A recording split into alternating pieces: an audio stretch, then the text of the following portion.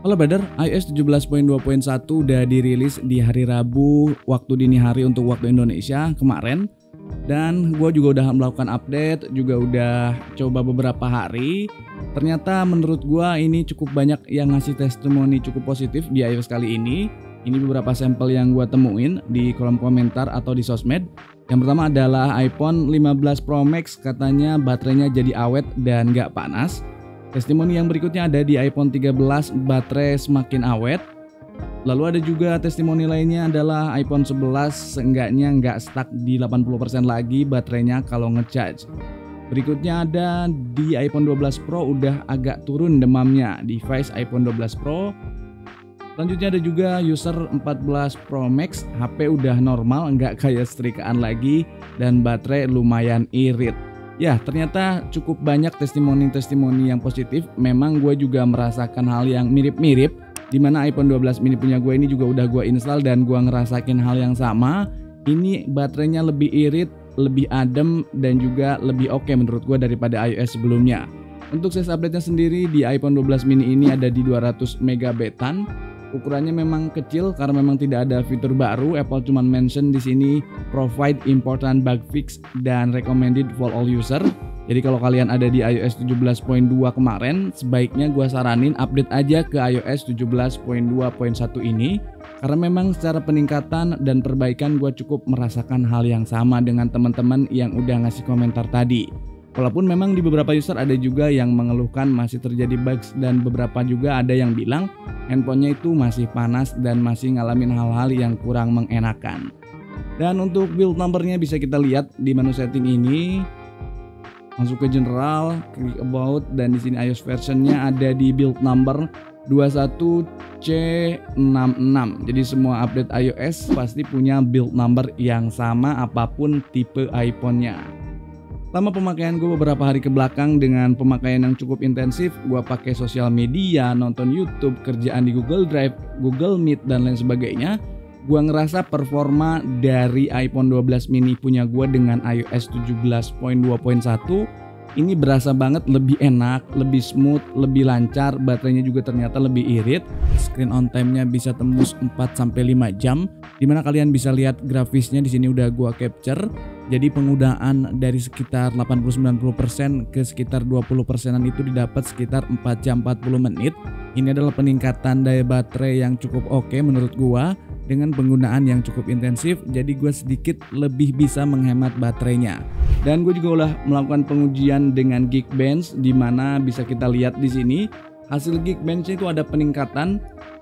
Single score-nya didapat 2067, sementara untuk multicore-nya didapat 4722. Sebelumnya itu cuma dapat di single core-nya 2035 dan di multicore-nya dapat 3057. Secara di atas kertas memang ada peningkatan, begitu juga dengan GPU-nya kalau kita bisa lihat di sini. Untuk GPU-nya ini cukup baik, ada di 16.500. Tidak ada peningkatan signifikan, tapi memang untuk dari CPU-nya ada peningkatan yang cukup berasa, di mana kita bisa merasakan langsung kalau kita lagi ngopret si handphonenya. Namun ada catatan-catatan penting juga yang gua rasain. Ternyata gua ngalamin bugs. Yang pertama ini adalah bugs di WhatsApp. Jadi di WhatsApp bisnis khususnya, kalau di WhatsApp biasa itu normal, aman.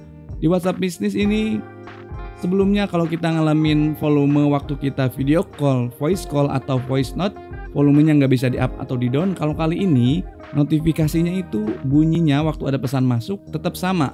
Walaupun udah kita custom tapi tetap pakai notifikasi atau pakai sound yang default. Jadi gue agak aneh, biarpun udah diganti-ganti settingannya, tetap aja suara yang muncul notifnya itu lagi sama kayak settingan defaultnya. Mungkin ini bugs dari WhatsApp-nya atau mungkin dari iOS-nya. Gua belum tahu untuk hal ini. Lalu berikutnya adalah di bagian bugs di bagian jaringan WiFi. Kita lihat di sini gua udah capture. Bentar. Di sini udah gua capture waktu gua buka YouTube dengan jaringan WiFi. Ternyata kadang-kadang itu no connection dan harus di-refresh beberapa kali, di-refresh baru bisa. Ini gua coba kasih ke lo gambaran atau capturean yang gue alamin kayak gini. Tuh gue buka YouTube itu muncul error loading tap to retry dan gue coba tap beberapa kali baru bisa normal. Ini juga hal yang sama, masih di YouTube gue capture. buat ngasih bukti kalau memang ada problem di masalah jaringan WiFi. Namun memang beruntungnya nggak terlalu sering, cuman kadang-kadang atau sesekali aja. Waktu awal-awal gua install. Kalau sekarang di 2 hari ke belakang ini relatif aman dan nggak ada masalah. Lalu berikutnya adalah mungkin banyak banget pertanyaan yang setiap kali update iOS itu selalu muncul pertanyaan yang sama. Pertanyaannya adalah, Bang, kalau iPhone X Inter di-update ke iOS sekian aman enggak? Apakah Bang, kalau iPhone X, iPhone XS, iPhone XR, iPhone 11 dan seterusnya, kalau update iOS ke iOS yang terbaru aman enggak? Kan itu udah lama iPhone-nya. Intinya begini teman-teman. Jadi kalau kalian lihat, iPhone punya gue ini juga adalah iPhone X Inter, bisa dilihat di sini. Ini adalah iPhone X Inter dengan model numbernya ini KHA dari Korea. Tapi setiap update iOS ini selalu aman dan gak pernah sinyalnya kebegal sama sekali. Kenapa? Kuncinya ada di satu. Ini adalah iPhone yang gua daftarin resmi ke Bea Cukai. Jadi emailnya dua-duanya itu kedaftar di Bea Cukai. Jadi walaupun iPhone X Inter, kalau emailnya kedaftar di Bea Cukai, update iOS nggak pernah akan ada masalah di blok emailnya atau di blok sinyalnya, aman-aman aja dan nggak ada masalah. Bisa dilihat di sini, sinyal 4G-nya juga tetap muncul, nggak ada masalah dan nggak ada kendala sama sekali. Jadi kalau iPhone kalian adalah iPhone X Inter yang sudah resmi terdaftar di Bea Cukai, itu aman-aman aja untuk urusan sinyal. Namun gimana kalau iPhone X Internya itu iPhone yang tidak masuk di daftar Bea Cukai? Nah, itu juga bisa ada dua kemungkinan. Bisa aman, bisa juga enggak.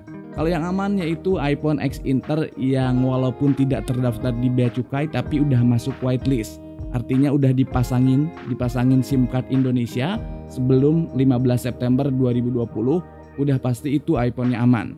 Dan yang kedua adalah iPhone yang tidak masuk whitelist dan tidak terdaftar di Bea Cukai, otomatis itu punya risiko bakal diblokir emailnya karena itu merupakan atau sudah terindikasi kalau iPhone-nya iPhone ilegal yang enggak ngebayar pajak. So, kalau lu pengen tahu lebih banyak tentang iPhone yang kayak gimana aja yang aman dari pemblokiran, kalian bisa lihat juga video yang udah pernah gue bikin beberapa waktu lalu. Videonya thumbnailnya yang ini, linknya ada di deskripsi juga, bisa kalian klik, bisa kalian tonton, bisa kalian pahami, sehingga kalian bisa nyimpulin sendiri nih, apakah iPhone yang kalian punya adalah iPhone yang aman untuk update iOS atau enggak. Karena kalau nanya ke gue nggak tahu kondisi detail dari unit yang lu punya, nanti takut salah ngejawab atau jawabannya nggak tepat, dibilang bohong atau sebagainya. So, itu aja informasinya yang bisa gue share. Tetap berhati-hati kalau kalian mau beli iPhone atau mau update iPhone atau mau update iOS dan lain sebagainya. Tetap cari informasi-informasi yang valid, jangan asal percaya dengan informasi yang didapat. Thank you for watching, see you next video, bye bye.